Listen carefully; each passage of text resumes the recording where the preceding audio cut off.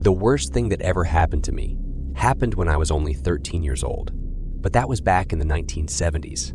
I can only tell this story anonymously because even though it's really possible all the people involved might be dead, that's not a chance I want to take. I had always been a hiker, and I liked being out in nature.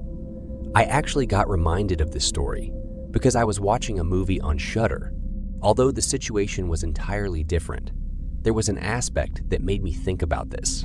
I really liked being alone in nature. I didn't mind being out all night and sleeping on the ground in my sleeping bag. In fact, if I could, I'd spend several days out in nature all by myself. In the area I grew up in, there was definitely a lot to explore as well.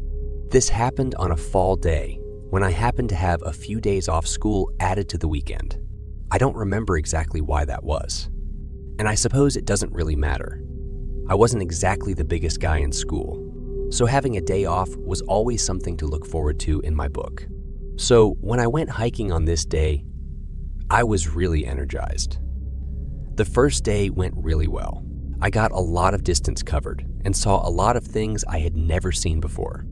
I came across this nice creek and decided to follow it for a while. I followed it until I came across a little waterfall, which I thought was really neat. I decided to do a little bit of skinny dipping in the creek, which was a bit odd to me. I didn't have a bathing suit on me though, and I didn't want my clothes to get wet out in the wilderness. Besides, what could it hurt? I was always a bit nervous about being naked though, even when I was all by myself. I just could not pass up the chance to go swimming in a waterfall though, and it was one of my best memories. That was about to turn into one of my worst experiences ever. While I was out there swimming, suddenly I heard a loud shriek. It was a weird noise I had never heard before, and the sound chilled me to the bone. It didn't sound like any animal that I knew. There were, of course, sounds I had never heard before. I didn't know how a bobcat or a mountain lion sounded, for instance. But hearing something I didn't recognize terrified me immediately. Before I could do anything, I could see some movement a bit further up on the hill. I could see several people just cresting over the top. I was frightened. I didn't know what was going on, but the terror I felt took over. Before anyone could see me, I ducked in behind the waterfall. There happened to be a small cave behind it that was just large enough for me to barely fit into. While I was standing there behind the water, I was able to make out what was happening. I was shivering because I had to stand in that chilly water, also out of complete terror of not knowing what was going to happen. Keep in mind that because of the running water, what I could see through the waterfall was not exactly perfect. It was extremely blurry, but I could still make out just a bit. I could see through it that there were at least 4 men, but it seemed to be a 3-on-1 encounter. One man was trying desperately to get away from the other 3. The 3 guys surrounding him were pretty big and looked terrifying. Through the water, I was breathing heavily. I was worried about my clothes and backpack I had left on the other side of the creek. If those guys noticed it, they would know I was there too. I assumed that whatever they were going to do to this guy, they wouldn't want any witnesses. And I could tell it was not going to be a good thing. The lone man stumbled and yelled. As he did, I watched him struggle to get up, and right as he did so, I heard a gun blast. He completely fell down. You know how in movies you shoot someone and they die right away? Yeah, that's not what happened here. The guy was screaming and wailing. The worst sounds I've ever heard in my entire life. It was way scarier than any girl screaming in a horror movie. It was a wail of pain, agony, and fear, and it sounded inhuman. Then there was another gunshot, and the wailing and shrieking suddenly stopped. I had my mouth covered, doing anything I could not to throw up into the waterfall. I felt sick to my stomach, terrified. I felt my soul drop to my feet. I was absolutely sure that the second gunshot had killed that man. I watched in terror as 2 of the men picked up the body. I was so afraid they would spot all of my stuff there. Fortunately, they never got close enough to that side of the creek. It didn't take very long before they all disappeared. I still felt cold and was shivering. Now I found I couldn't bring myself to get out of the waterfall. At first, I didn't want to expose myself. even for a moment, though much time had passed, and I was sure now the guys were completely gone. I just couldn't even force myself to move. I stood in that cave for several hours before I finally got the nerve to get out from that cave, put my clothes on, and get out of there. I couldn't run though. I was numb, and it was hard to get my legs to move at all, much less run away. My mind was in a state of terror, and it would not go away. I walked back toward my home in a total fog. It turns out I had been so far away from my house, I couldn't do the walk in one evening. I had to make camp. I slept very poorly, needless to say. It was the sleep you feel when you're still awake, and it was terrible. When I did dream, it was not the type of dream you'd want to hear about. When I got home the following day, I went to my dad and told him what happened. I asked him to call the police, but he didn't. We lived way out in the country, and this was the 70s. My dad told me there were people out in those hills you did not want to mess with, and you didn't call the police on them either, because they wouldn't do anything. He told me the best thing I could do was never tell anyone about it, and just get on with my life. He told me if we got the police involved and those people found out, we'd end up just like that guy they had killed. Of course, I did tell people, but almost everyone didn't believe me. It was just a few people over a long period of time. But now, 50 years later, here I am telling you.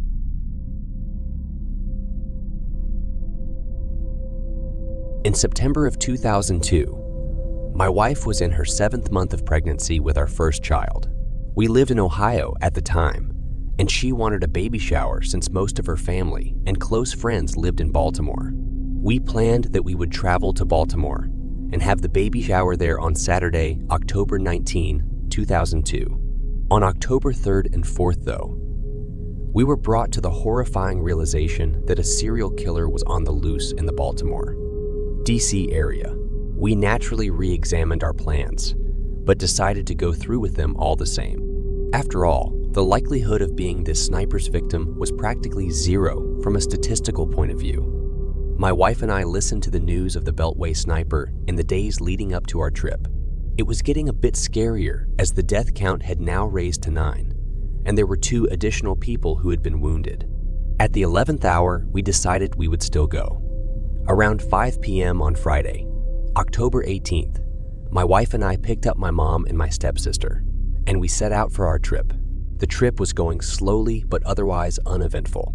We used most of the time to review the plans of what to do when we needed to stop during our trip. The plan was that we would all go together, not dilly-dally, get out of the car and into the building quickly, and vice versa. No one was to stay in the car alone. Well, as it happens eventually, around 12:45 a.m. on Saturday morning, we all needed a restroom break. We pulled off into a rest stop near Frederick and parked right in front of the door to the bathroom facility. The rest area was largely empty, but there was a dark blue Latte, model 4-door sedan parked head. In facing the door to the restroom, I parked right next to this car, and we all quickly reviewed the rules. If I finished first, I would wait for them, and we would all return to the car together. We got out and raced to the restrooms. As I ran into the restroom area, I didn't pay too much attention to the car we parked next to, other than to make sure they didn't open their doors. I finished first and stood by the exit, but stayed inside the building. The doors and the walls were all glass, so I nervously scanned the parking lot for anything looking off. Satisfied that there was nothing ominous in the lot, I turned my attention back to that blue sedan. I travel a lot, so naturally, I took note that their license plates were from New Jersey. In the front seat were 2 African-American males. The one behind the steering wheel was middle-aged. He was wide awake and staring back at me. Next to him was a sleeping teenager. I remember feeling a sudden chill go down my spine as I observed him watching me. At this time, the authorities hadn't released any info on the snipers, and they didn't know the ominous role the car played in their killing spree. I was ignorant of the danger these 2 really presented. A few minutes passed before my family returned, and we all ran back to the car in a flash. We sped away and continued on to our destination. As we left, I remember noticing something weird about their trunk area. My family was poorer growing up, so we sometimes had to pop out a broken lock and couldn't afford to fix it right away. We would rig the trunk open using a screwdriver during those times. I remember thinking that's what they must have done with their trunk. It turns out that was the exact hole they shot out of while staying concealed. The baby shower went well, and my wife had fun. We didn't go out for meals or anything but slept and ate at her mom's house in Baltimore. On Sunday morning, it was time to go. We took a much more northern route going back, just to be safe. About a week or so later, once they'd captured the Beltway snipers, you can imagine the renewed chills running down my spine when in the newspaper. The face of the man that had been staring at me when we stopped to pee at the rest stop, John Allen Muhammad, was staring back at me once again. It was also a photo of the car we had parked next to. Scarier still, the report said they had been captured in that exact same rest stop about a week later. I can only assume the teenage boy that had been asleep next to him was Lee Boyd Malvo. Fortunately, they were both in the front seat. This was apparently where they had planned to hide out and sleep between their kills, so they likely wouldn't have done so at this particular rest stop. Therefore, I feel we weren't in the most danger during this encounter. Had we encountered them slightly out of there, though, we may well have been. We were staying in this fancy hotel for my cousin's wedding, and I was around 12 at this time. I woke up very suddenly that morning to a rough shove, assuming it was my sister waking me up. It was early morning, sometime around 7:30 or so. I groggily stepped out of bed and was immediately hit with hairspray fumes. I could hear the sound of someone taking a shower as well as loud, hurried footsteps. I walked to the dresser and pulled out a blouse and a skirt as I got dressed. I heard knocking on my door. I pulled my top fully on and opened it, but no one was there. I was kind of freaked out right now, but I knew it must just be my imagination or something. After all, I just woke up. I left the bedroom and heard the shower shut off as I passed by the lavatory. I then heard my father's heavy footsteps at the end of the hall. There was another restroom there, and I could hear that same hairspray noise coming from inside. So I called out, "Hey, Mom, if you're in there, I need to pee. Dad's in the other bathroom right now." I heard my mother's voice call back. Alrighty. It was definitely her voice, but that was not something she would ever reply with. I rolled my eyes, though, and walked away. I figured I should go wake my granddad, as I heard heavy snores coming from the room that he was sharing with my parents. In fact, I wondered why my parents hadn't woken him up yet. When I opened the door, though, I was extremely startled to find that the room was empty. Just then, the noises and smell of hairspray stopped as well. I ran downstairs only to see that everyone else was already eating breakfast. I checked my watch and saw it was already 10 o'clock. My mom stared at me, and I started to ask, but my sister interrupted me. "What the heck?" I asked them what was wrong. My sister then replied, "Didn't you just go to the bathroom?" She pointed to the laboratory next to the small kitchen area. I walked over there and pressed my ear to the door. Sure enough, I could hear someone was in. They're washing their hands. I shook it off at first and counted my fingers. All 10 of them, it seemed. I wasn't dreaming. I knocked on the door. Inside the bathroom, I heard a voice calling out, "Alrighty." I looked over at my parents, sister, and granddad, and we were all pale. Behind my back, I heard the lock click, followed by what I swear was my own voice saying, "Hey there, Sarah," and footsteps. I turned around just in time to see my own feet, dressed in my black velvet flats, turning the corner on the staircase. At least, that's what it seemed. I felt paralyzed with fear, and goosebumps crept up my back immediately. I wasn't able to move for about a minute before I told my family about what happened a few moments ago. My sister told me that yesterday, when she woke up, I wasn't in my bed, but she heard noises coming from the bathroom as well. When she went there, she saw someone that looked like me walking down the hall in my pajamas. She called out to me, but they just kept walking. Well, when she went back to my room, she could see I was still sound asleep in my bed. She freaked out and didn't tell anyone. Fast forward to 2 years later, my cousin now has a baby, and we're talking to each other over tea. Well, I shared with my cousin that story about what happened to me and my sister, and she immediately froze. What do you mean that happened to you too? I felt goosebumps return to my arms and legs. She then told me she had woken up and walked downstairs, only to see someone who looked like her husband sitting at the table eating cereal. He greeted her like normal, and then said he was going to get something from upstairs. Well, it was taking him quite some time. Eventually, she felt concerned and went to check on him, only to find he was still fast asleep in his pajamas.